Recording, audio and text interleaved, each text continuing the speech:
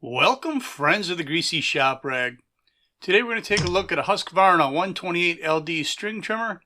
Customer complaint is that the trigger doesn't work and that the thing won't start. So initially looking at this trigger, it looks like it's either been dropped, smacked, run over, or taken apart by the customer. There shouldn't be a big gap between the two halves of those trigger handles there. Let's get this apart and see what we got going on.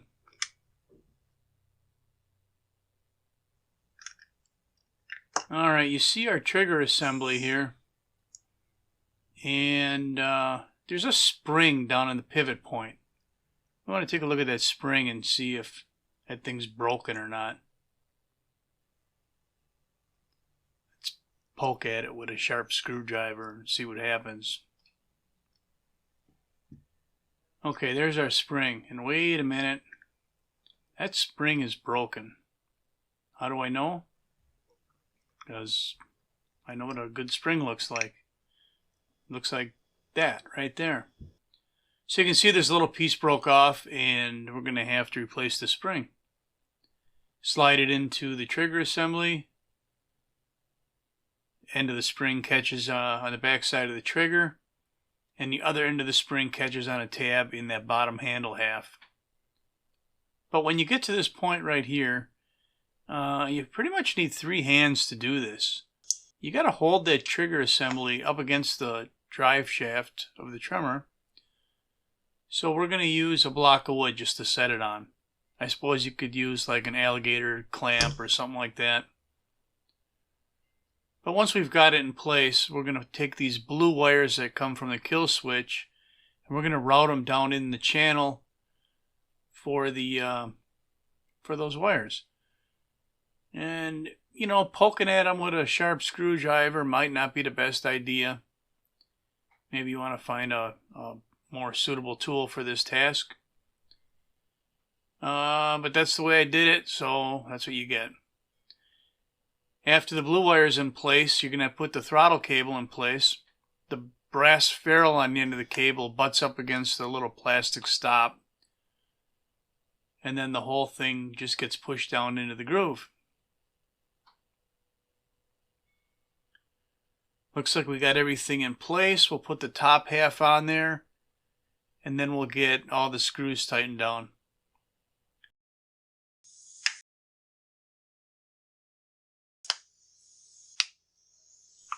You can hear it snapped into place. It certainly wasn't snapped into place when we first got our hands on this. So 4 screws hold the halves together, and 1 screw kind of locates the whole trigger assembly to the trimmer. Let's see what that trigger feels like. Yeah, it returns now the way it should. So let's take a look at why this might not be starting for them. It's not an air filter issue. How about the cylinder? Let's look in there and see if it's clean and shiny.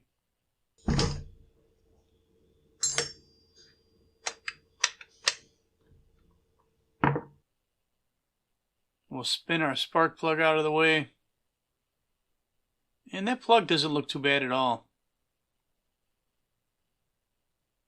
A quick look inside the cylinder above the exhaust port, and we don't see any scoring. So we're happy with that. I'm just using this scrunch here to create a ground that I can access with the spark plug. I'm not seeing spark. Nothing going on there. We're going to fiddle with the kill switch a little bit, see if there's some kind of intermittent thing going on. But it didn't appear there was. Now that kill switch, it runs up kind of above the fuel tank and underneath the carburetor. And there's a connector right there. So if we want to disconnect the kill switch from the circuit, we just have to unplug that connector. And if we all of a sudden have spark, well then we know there's a short between those two wires that runs from the connector to the kill switch, or the switch itself might be bad. So there's the connector. We're just going to unplug it. Now we're going to try and see if we get spark. We don't have spark. You think it's the spark plug? Maybe we should put a real spark tester on there and see what happens.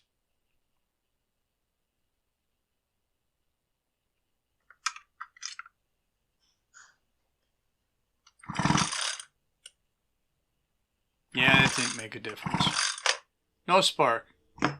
So it's probably the ignition module, but there's a small chance it's the wire lead between the module and that connector. So let's gain access to that module.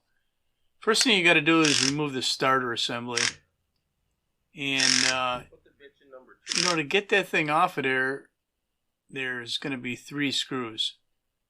So I got 1 screw out, I got 2 screws out, and it doesn't come off. I just told you there's 3 screws. You knew that, I knew that.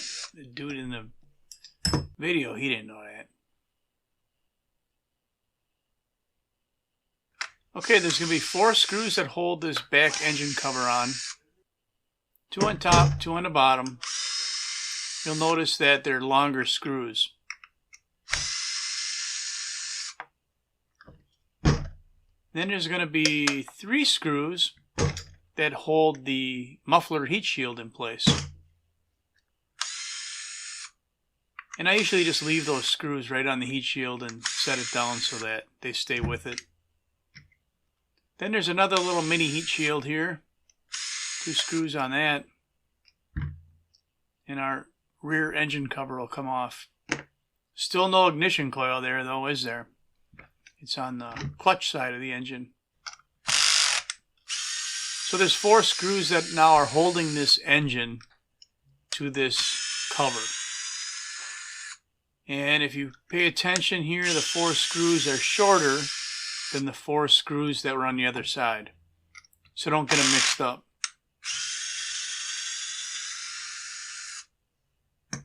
Alright.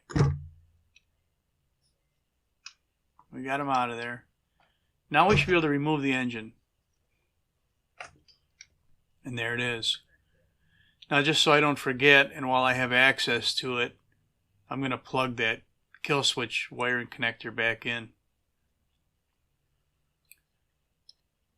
The rest of the wiring between that connector and the coil looked fine. I mean, I didn't see anywhere where it was pinched. So we'll back the 2 screws out that hold that coil in place.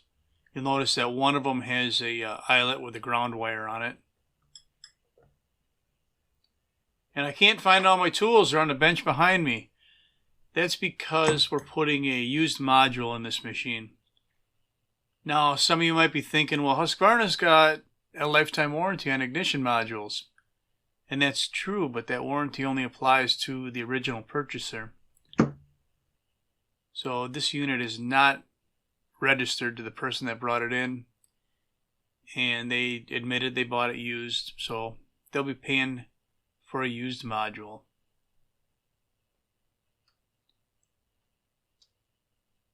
To swap this thing in, you know, opposite of how you took it apart, there's 2 screws that hold it in place, but we're going to have to set the air gap between the module and the flywheel. So we're going to put our gauge between the module and the magnets on the flywheel and snug it down into place.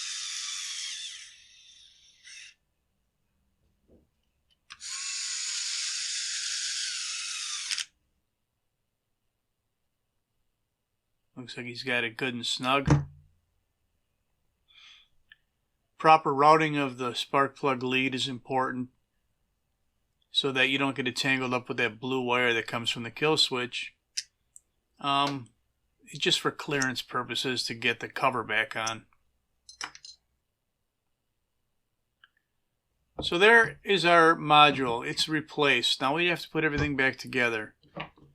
Now before I slap this in there, I'm going to put a little grease on the end of the crankshaft because there is a needle bearing inside the, the thing. The clutch drum. There's a needle bearing inside the clutch drum. And this is probably the only time it's ever going to get greased.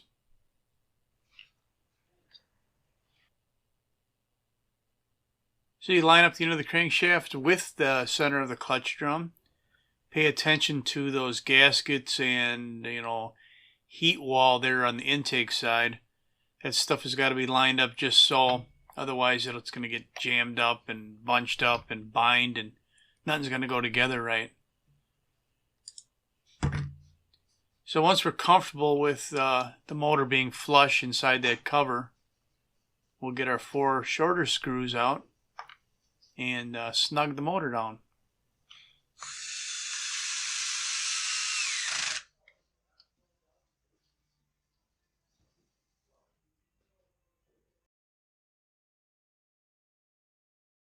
We'll slither back over to the south side.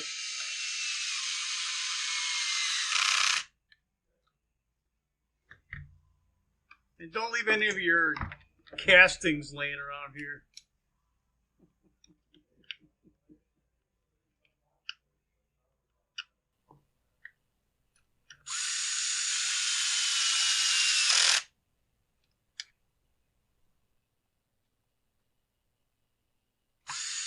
We got a pretty good sized shop, and every now and then them grease monkeys from the 4-stroke side, dirty, disgusting, swim in their own filth 4-cycle engines, They like to wander over and see what the cool guys are doing on this side. What are you doing in there? Putting in one of these things.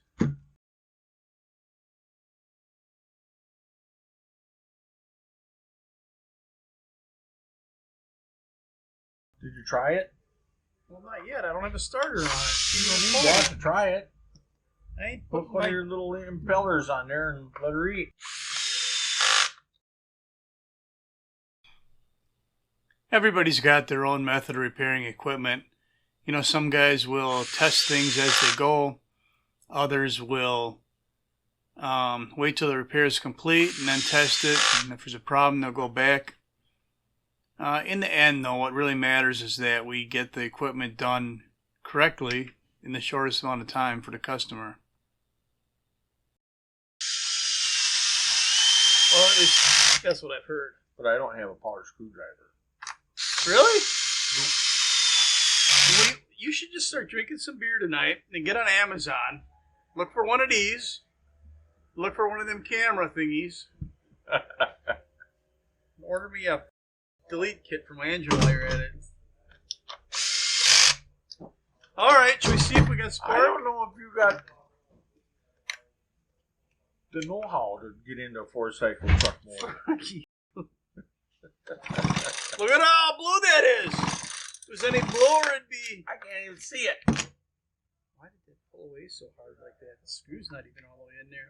Oh, no. Crank it up No, don't do that. It's plastic. No, that's going in the metal. Oh. Then let her eat. So the 4-stroke guy, he headed back to his side of the shop. Getting this starter put on here. These screws are going in hard. Just be careful. If you do happen to strip one out, I suppose you can step up to the next size thread.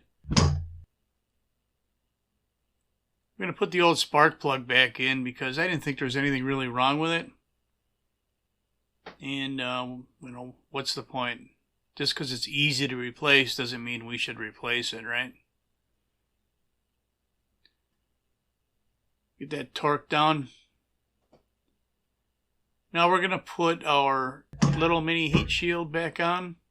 I think they designed this part here to kind of keep some of that excess heat off your arm when you're trimming. I've never really trimmed for any length of time with this model, so I couldn't say if it works or not. Once we get it screwed down, we'll put the big muffler heat shield on.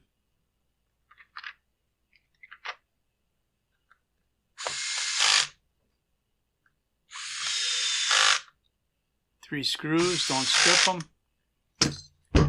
And finally, we're going to move that choke lever, fully choked, before we put the cover over it. That's the only way it'll slide over the top of it. Get our nuts on there and tighten them down. That's all I'm going to have for you on the Husqvarna 128LD trigger spring replacement and ignition coil replacement. Thanks for watching. Later.